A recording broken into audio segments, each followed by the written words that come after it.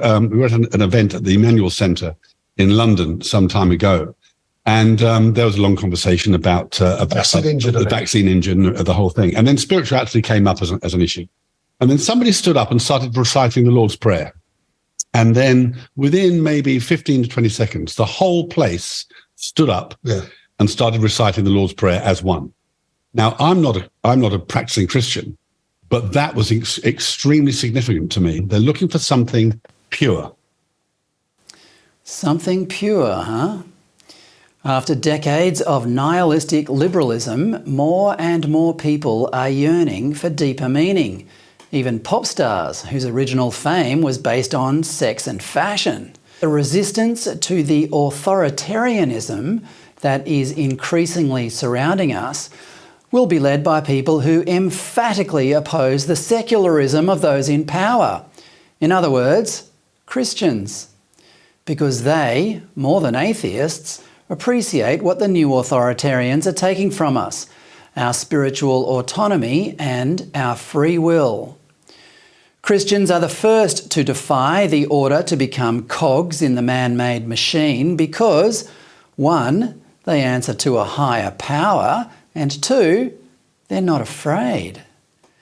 And there are plenty of reasons to be afraid these days. For almost 30 years, under both Coalition and Labor, the federal government has been slowly but surely tightening the screws on our freedom of speech. But the latest clampdown is arguably the most sinister and frightening proposal put to the Australian Parliament in all of its 122 years. The legislation, which will be rushed through if we don't all object to it now, will empower a panel of bureaucrats to determine whether what you say on social media is the truth. You'd think that after such blindingly obvious evidence of the catastrophic consequences of restricting free debate, especially about issues of life and death, Australian politicians would exercise extra caution before doing it again. But they're not. They're going in the opposite direction. Under the law being proposed by Federal Communications Minister Michelle Rowland, the Australian Communication and Media Authority will be the arbiter of whether a post on social media qualifies as misinformation or disinformation, and if so, can fine people or companies up to $500,000. Just because these people are offended doesn't mean they're right.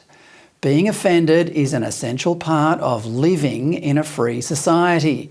John Stuart Mill defined the benefits of this in On Liberty, his book published in 1859, when he said free speech enabled people to be disabused of mistaken ideas or have their current ideas bolstered because they stand up to scrutiny.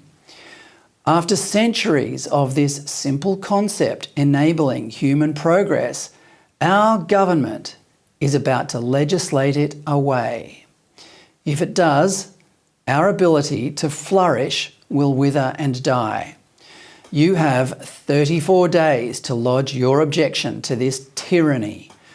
Go to infrastructure.gov.au/have-your-say to find out how. Don't let the government take away your most fundamental right or the prosperity of your children.